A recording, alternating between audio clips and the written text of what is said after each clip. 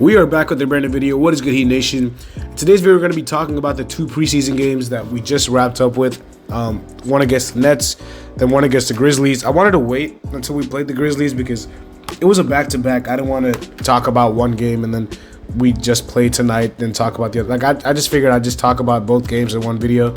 So that's what we're going to do. And it was a very successful couple games for the Heat. We got 2 wins. We played with a very undermanned squad, and we still ended up getting W's, man. And we have two preseason games left to go.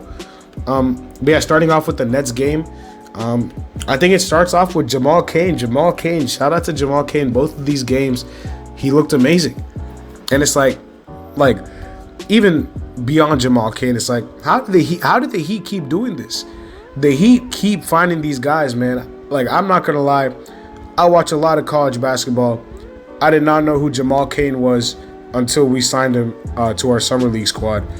I did not know. Obviously, I know Drew Smith from last year. I knew Bouye because Bouye lit it up in the tournament and in the game with San Francisco. I knew Orlando Robinson and I knew Darius Days, but Jamal Kane, I had absolutely no idea who Jamal Kane was. Like I'd never heard the name. This guy came in here. He had 11 rebounds, 15 points, 1 assist, I think 5 blocks or 5 steals. He had a terrific game against the Nets, and against the Grizzlies, he might have even had a better game. He had 19, 6, and 3. Terrific performance by Jamal Kane. He has definitely secured, in my opinion, one of the two-way contracts on this team. It's going to be interesting to see, who has those 2 contracts at the end of this preseason, because right now it's Marcus Garrett and Darius Days. I expect one of those contracts at least to be given to Jamal Kane, which means one of either Garrett or Days will not be on the team. Who won't be on the team? I think it's kind of, fair game. Darius Days did not really get too many minutes in preseason so far. He's kind of played sporadically 6-7 minutes per game. I can't really, judge anything based off of what he's done. Like, he's really only played he's played less than 10 minutes every single preseason game. Meanwhile, Marcus Garrett, defensively tonight and against the Nets, he was really, really good.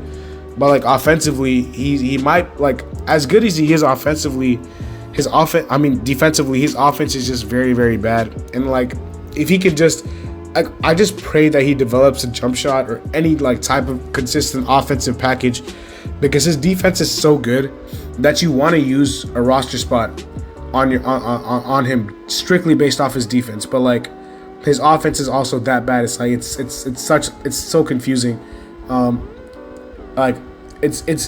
We've seen teams like Matisse Thybulle's, the Sixers haven't played him as much recently, Andre Roberson's. These guys, they were valuable once upon a time, but now, if you cannot do anything offensively, you're not gonna really get valuable minutes in this league. As good as your defense could be, if you don't contribute to the offense in any way, shape, or form, then it's gonna be very hard for you to get any playing time. So I pray that he gets his offensive package up, develops his shot, somehow the Heat see something in him, because his defense is top notch. His defense is really, really good. But yeah, those 2 guys I want to talk about. Nikola Jovic, the rookie, in his first 2 really meaningful minutes, with a lot of these absences and stuff. Against the Nets, he was good, but tonight against the Grizzlies, man, he was all over the place. He was so good.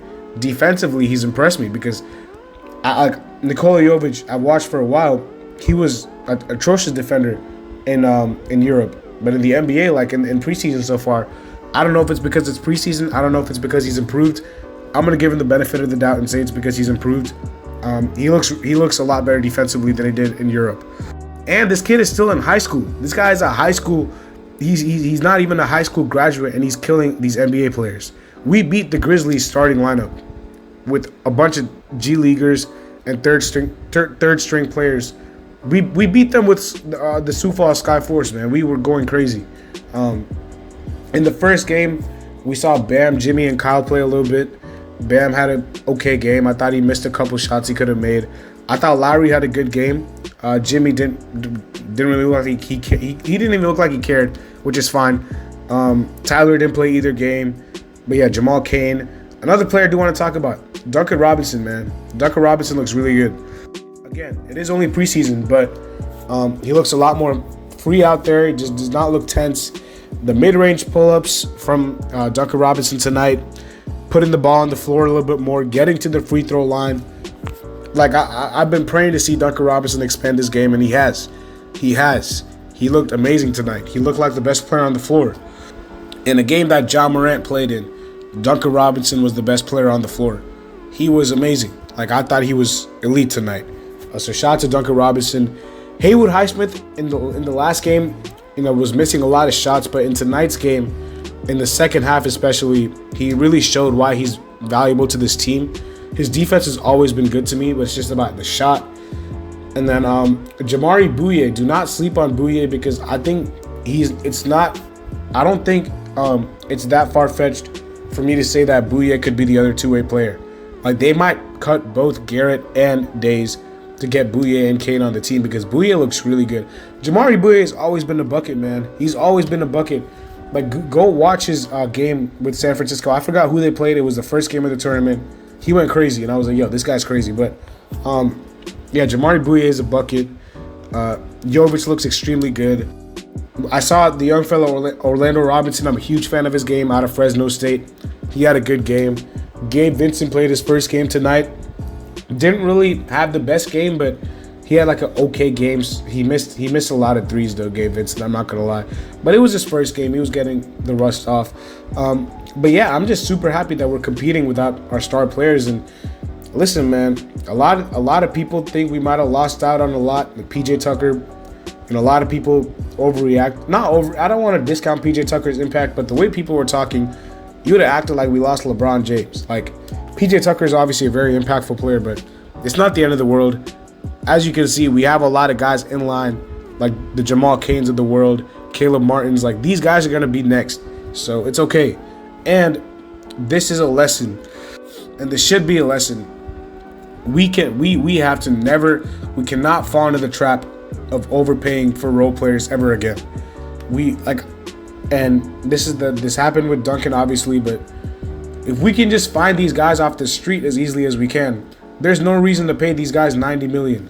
Like realistically, even though Duncan had an extremely good game tonight, the right decision in free agency a couple years ago would have probably been to let Duncan go or sign him for a lot cheaper, because as you can see, we basically replaced him in the starting lineup with Strus a year later.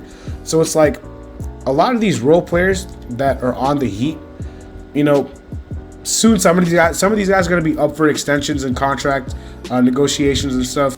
And I'm not saying we shouldn't bring any of these guys back, but it's like, we shouldn't be feeling pressured to overpay for some of these guys. Like, we are so easily able to find these guys off the street. It's like, it's unfair. Like I honestly think ESPN should do a 30 for 30 on how easily the Heat are able to find these guys and just develop them and mold them and get them to fit their system and turn them into solid rotational pieces, man. Like, it's unbelievable. I'm super happy that I support this team, because this is probably the most stable, most well-run team in the NBA, and I think a lot of fans do not really realize that at times, and I think we're spoiled as Heat fans to have this front office and this coaching staff. Shout out to Spoelstra, man. Spoelstra did an extremely good job these 2 games. And yeah, just shout out to the team, man. Extremely gritty wins, and on to the next one. I'll see y'all later as always. Peace.